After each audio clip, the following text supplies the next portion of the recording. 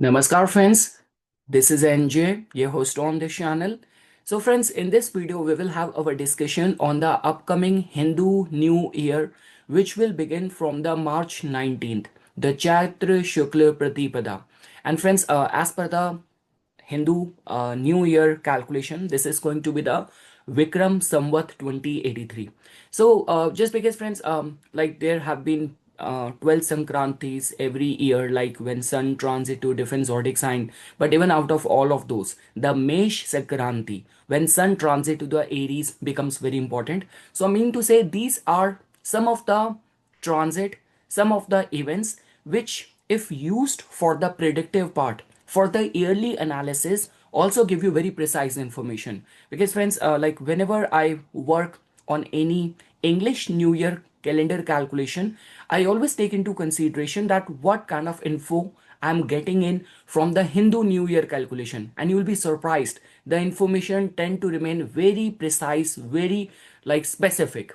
So that is what we will try to understand, friends. So the whole discussion is divided into certain parts where we will try to understand that out of the council of the planetary ministers, which planet is going to be the king, which planet is going to be the minister, what is the kind of the vibe or the theme which will surround this year. So we will have our discussion on all of that. And just because if you will stay till the end, I need to give you some sort of like takeaway of the discussion of the participation. So we will also try to look at that based on your moon sign, which specific area of life will get benefited this year. So okay friends, let's first pray to Lord Ganesha. Om Vakratunड Mahakaya Suryakoti Samprabha Nirvignam Kurumadeva Sarvakareshu Sarvata. So, friends, see, the very first thing is that let's first try to understand the celestial cabinet. Now comes the question that how it gets calculated.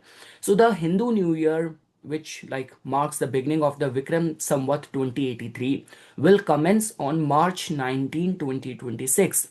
This day, known as the Chaitra Shukla Pratipada, is astrologically significant as it sets the celestial cabinet that governs the year's collective destiny. I've talked about that many times in my videos. The calculation part is very simple.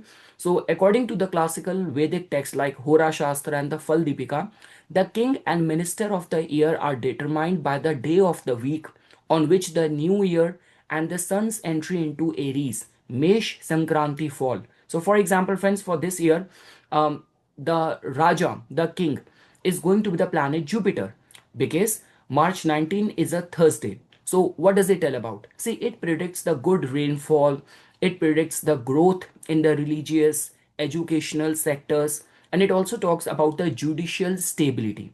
Now comes the question, which is going to be the law enforcer in this year? So, friends, you got it right. We are having this discussion when there is a lot of the war clouds like hovering around the whole world. So the mantri or the minister of this year is going to be the planet Mars, Mangal. So because based on the weekday of the Mesh Sankranti, when sun will transit in the Aries, so what does it predict? It predict fire accident, it predicts military friction and aggressive governance as well. Now, friends, you would have heard me a lot of the time talking about the Samvatsar. Now, Samvatsar becomes very important because it gives you a precise theme. So, for example, like when we talk about the Samvatsar for this year, so that is the Parabhav Samvatsar. So, there is a list of the 60 Samvatsar which do the round in the sequence.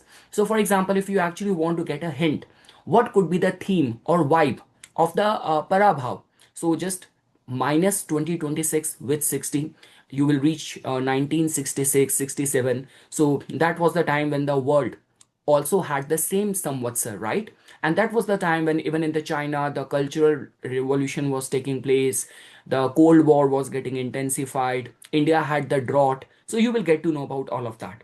So the 60 samvatsar are divided into three group of 20 assigned to the Brahma, Vishnu, and Shiva. In short, important is that Parabhav is the 40th Samvatsar in the cycle. Now, friends, it is very important to know, like, now you will realize that whenever we talk about the yearly prediction, how much you get to know from these Hindu calculation. For example, if you will just look at the English calculation, right? So you get to know that okay, Saturn is in the Pisces, Rahu and Ketu are in the, like they are in the Aquarius and in the Leo, and they will only shift the signs around the end of the year. But like the way it has been happening, see for example, we cannot overlook this fact that the global hegemony and the power resides is concentrated with US. Initially, the way US was like, I would not say US, rather I would say Donald Trump, precisely, because most of his policies does not align with the collective US, I would say, based on the history. So I mean to say, the way he was pressing all the alliance and all the global leaders on the issue of the Greenland. And who would have expected that immediate after that, in the issue of the Iran, um, like US will be needing the support of the other NATO countries. And the way all the allied countries and powers have like cut themselves off against this US's war on Iran. So that also tells about. So now you will get to know about the deeper meaning of the Parabhav. So Parabhav literally means this Samvatsar, which you are seeing in your screen, literally means defeat, decline, or humiliation. So I mean to say, this tells about that if the leader is acting very autocratic, so then there is going to be the setbacks.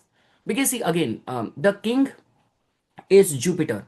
If you are ruling with righteousness, with the rule book, you are not going to have any concern.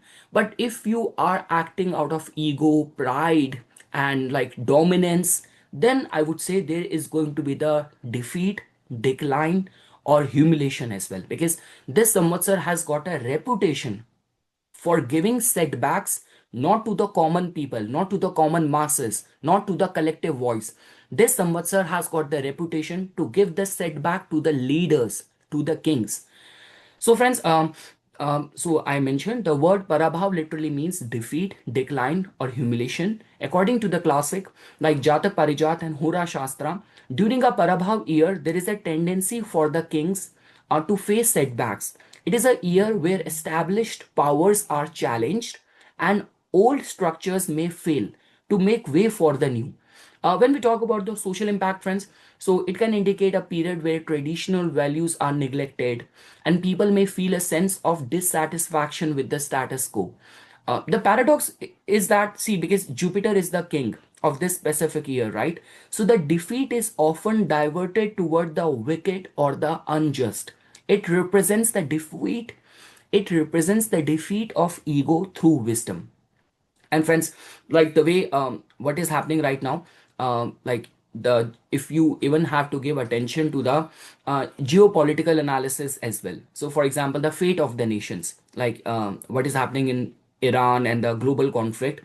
So this also tells about the defeat of the aggression. I mean to say, since the year is named Prabhav and the minister is Mars, we will see a defeat of the marital, like martial, I'm sorry, we will see the defeat of the martial energy spirit in the context of the Iran Middle East situation. Like this often predicts that aggressive military posturing will lead to the humiliation or decline of the aggressor.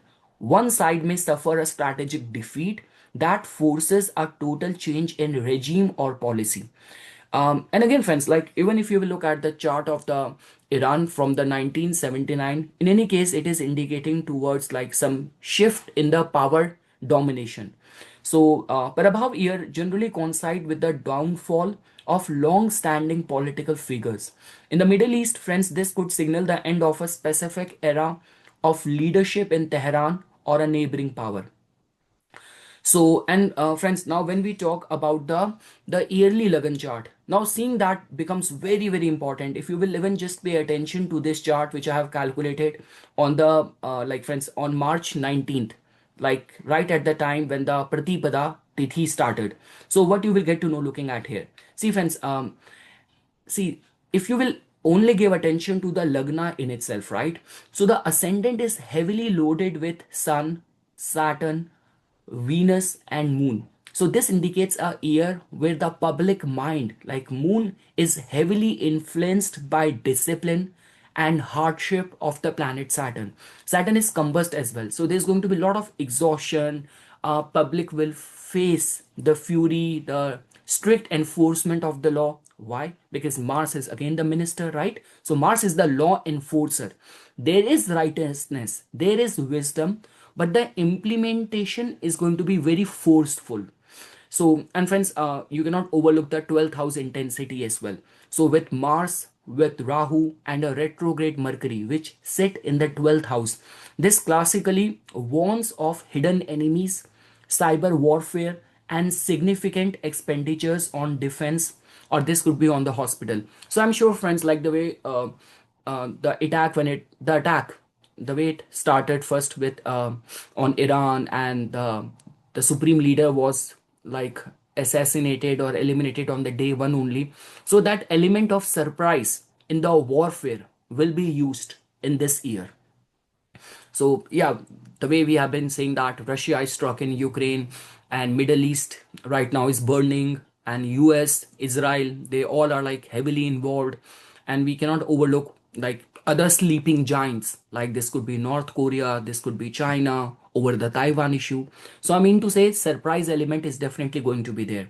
And friends, when we see the Jupiter's placement, so Jupiter is in the fourth house. So again, this whole narrative of like right wing politics, like supremacy, and we say the greater Israel, greater nations, all of that will be the talk of the town. Like we have to close our borders, and anti-immigration stance. So those will be there. So, but again, the good thing is that because Jupiter is again the king of the year as well, right? And it is the Lagna lord as well.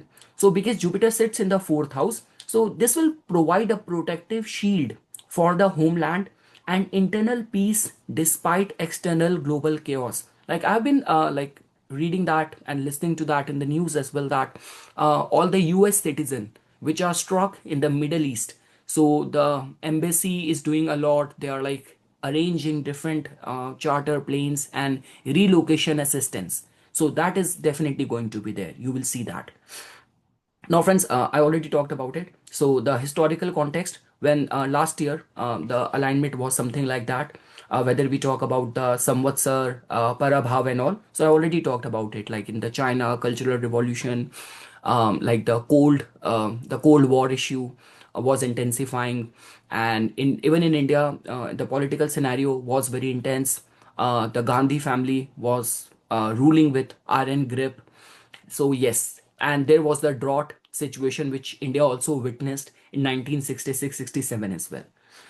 So yes, friends, this is what the overall the alignment is. When we talk about the naval blockade and the naval involvement, so yes, friends, that is what we get to know just looking at the 12th house.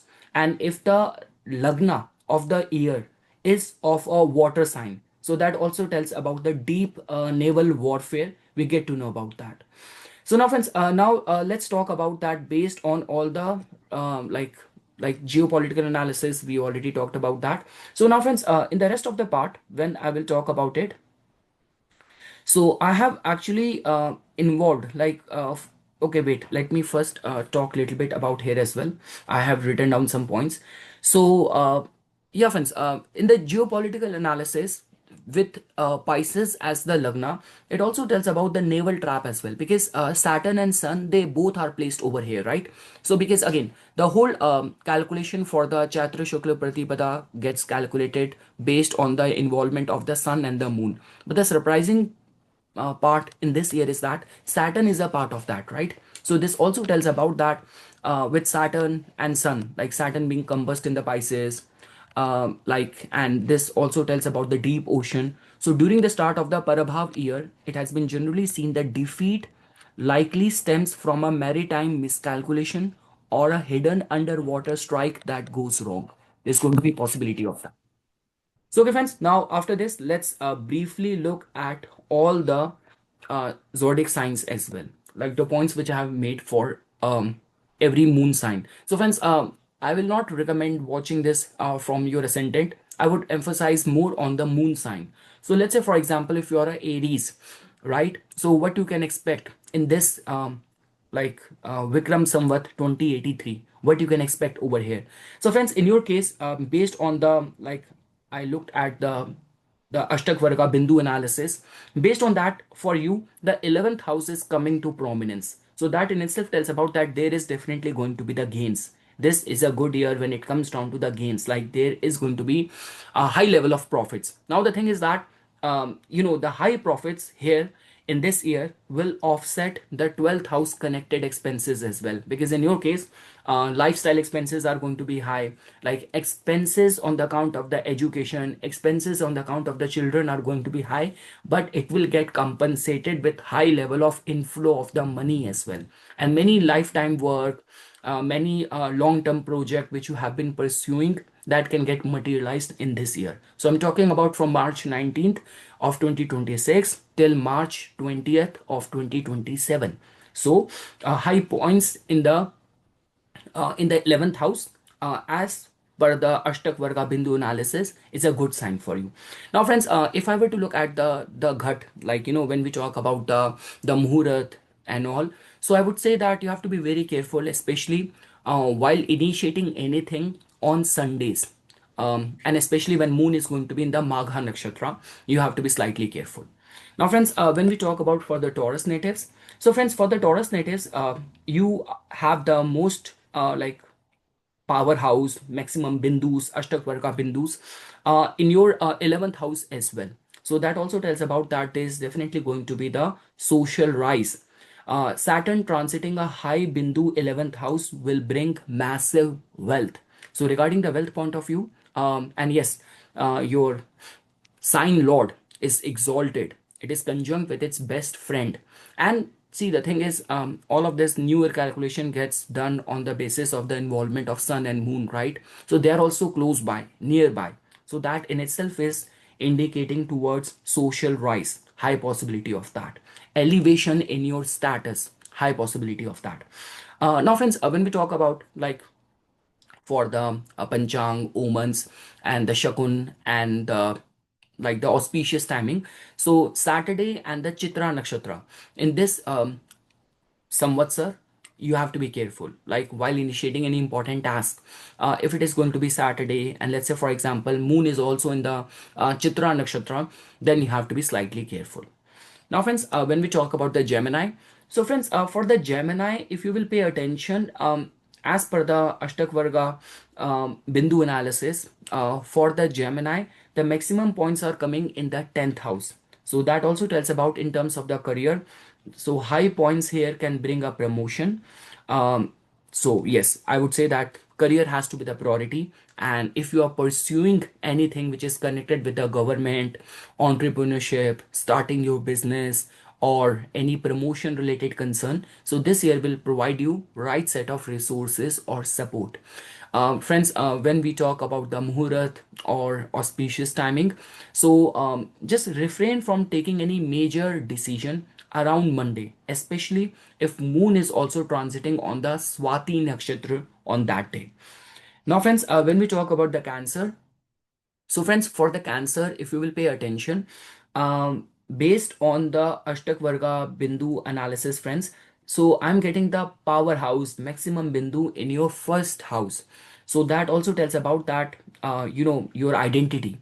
It is indicating that very soon when Jupiter in the month of the June, when it will transit to your first house. So it is indicating that the exalted Jupiter here on a high point Lagna will bring health and fame, good health and the fame. So again, friends, for the overall elevation in the life, success, popularity, fame, wish fulfillment, this is going to be a very good samvatsar for you. And what you have to be careful around, friends. So I would say that just because in your case the ghat like area happen to be like around the Anuradha Nakshatra and around the Wednesday. So if you will find any combination of Wednesday when moon is also in the Anuradha Nakshatra in this Samvatsar, so refrain from taking any important lifetime major decision in this period of time. Now, friends, when we talk about the Leo, so friends, for the Leo, if you will pay attention, the maximum bindu in the Ashtak Varga, I'm getting in your ninth house. So again, friends, it is a good sign. So that means good points in the ninth will protect you from the eighth house connected hurdles as well. And travels, visa related concerns, pilgrimage, relocation, many travels can be foreseen. And friends, yes, like if you are planning to initiate anything, or if you want to just give attention to the omens and the muhurat and all, so refrain from, see again, the word, the literal meaning of the ghat is danger. It's just like that. It's not like danger, it's like avoid, like the omens are not going to be very supportive, especially if it is going to be a Monday, and moon is also in the Dhanishta nakshatra. So and if you have to propose to someone, launch, release something, so much better avoid this combination. Now friends, when we talk about the Virgo, so friends, for the Virgo, if you will pay attention, for the Virgo people, this year, as per the Ashtak Varga and the high Bindu points, in your case, friends, it is going to be happening in the 11th house. So that means income. So you have to focus on your networking, and your highest gains come from the air sign months. So especially the months where your third house, your seventh house, your 11th house is very accentuated. So this will bring lot of the like networking opportunities, lot of the collaboration, alliance kind of opportunities. But yes, friends, like whenever 11th house comes into the picture, especially from the material standpoint of view, it is a good year where many wish can get fulfilled, many things can get we say you're launching something, releasing something, you have to get married, your aspiration, your wish is to have childbirth, have a house of your own. So all of that, because 11th house in itself is the house of the wish fulfillment, right? So that can happen, that can get materialized in this year. And friends, what you have to be careful of is that if on Saturday moon is also in the Shravan nakshatra, with this combination, refrain from taking any major important decision. If on a Saturday moon is also in the Shravan nakshatra, refrain from taking any important major decision in this combination. Now, friends, when we talk about the Libra, so friends, for the Libra, if you will pay attention, the maximum bindu in the Ashtak Varga happen to be in your 10th house. Okay, so that in itself tells about authority. It tells about like exalted Jupiter, which when it will enter in your 10th house, which will happen in the month of the June till October. So it is going to be very good for you. Exalted Jupiter in your 10th house is your trump card of this year, means promotion, elevation in your status. I always say that when we actually talk about the career, you have to give attention to the second house, 11th house, 6th house. The money and the financial aspect is over there. But when we talk about the status, the recognition, power, your clout, your influence, then you have to give attention to the 10th house. So yes, friends, if attention is going, the spotlight is coming to the 10th house, it is a supportive sign. And friends, when we talk about the area in the Panchang, in the Muhurat, when you have to be careful. So on a Thursday, if moon is also transiting in the Satbisha nakshatra, refrain from taking, like avoid taking any important decision in this combination. Now, friends, when we talk about the Scorpio, so friends, for the Scorpions, if you will pay attention, the maximum bindus are falling in your fifth house. So that in itself tells about that the intelligence quotient is going to be high. The creativity aspect in this year is going to be very high. The love, romance, academic aspect is going to be very high. So high points over here bring success and investment and the children's connected matters. And just because, friends, in your case, as per the calculation, the ghat falls in the in the combination of the Friday and the Revati nakshatra. So refrain from, avoid taking any important major decision on a Friday, when like if you will find this combination, it's a Friday and moon is also in the Revati nakshatra. So refrain from taking any major important decision. Now, friends, when we talk about the Sagittarius, so friends, for the Sagittarius natives, if you will pay attention, the maximum bindus for you is going to be happening in the fourth house. So, friends, it's a good sign, especially when we talk about from the comfort point of view. And if like Saturn is in the fourth house, it otherwise could have given you stress. But just because the maximum points in this Samvatsar in this house, so it can also bring property gain as well. Major investments in the long term in the fixed asset as well. So it's a good sign for that. And but you have to be careful, friends. Refrain from taking any important major decision in this combination. If it is a Friday and moon is also transiting in the Bharani nakshatra, avoid taking any important decision in this combination. Now, friends, when we talk about the Capricorn, so friends, for the Capricorn, if you will pay attention, so for the Capricorn friends, the maximum bindus I'm seeing in the third house. So that in itself tells about that courage, confidence, your capacity to take initiative is going to be very high. You are going to be very resourceful. You will be able to get the work done via making use of your contacts. So a high point third house ensures victory in all new ventures and contracts. And friends, like the Ghat happened to be in this combination Tuesday and the Rohini Nakshatra.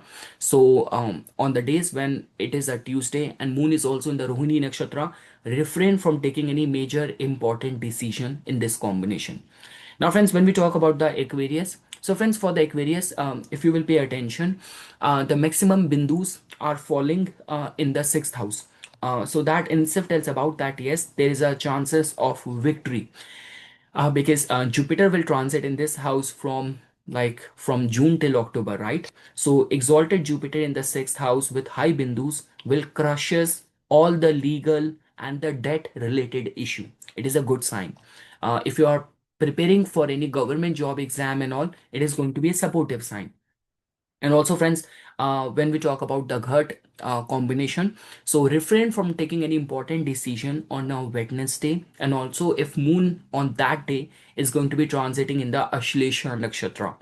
And lastly, friends, when we talk about the combination of the Pisces, so friends, for the Pisces, the maximum bindus are falling in your fifth house. So that in itself tells about that yes, creativity, your intelligence, academic matters, romantic matters are going to be the high spotlight point for this Samvatsar.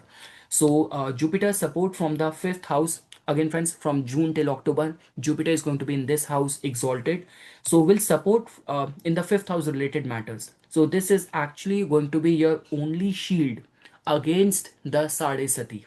If your moon is Pisces, that means you're deep in the Sade Sati, right? So, friends, I'm sure that you would have understood that, the way things are happening right now.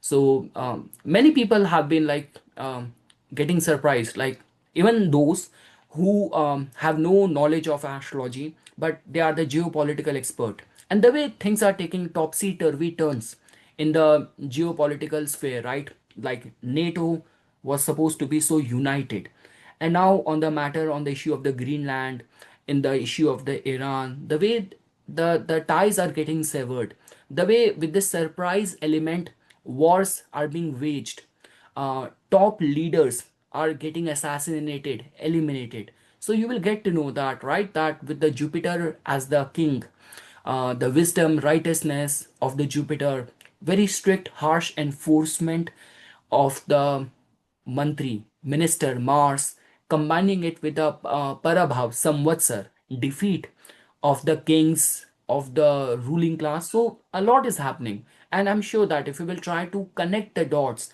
whatever your analysis, your assessment is, if you will blend the flavors of the Hindu calculation, New Year calculation, you will get a very precise answers to that. So yes, friends, it was just a quick kind of discussion presentation which I wanted to bring.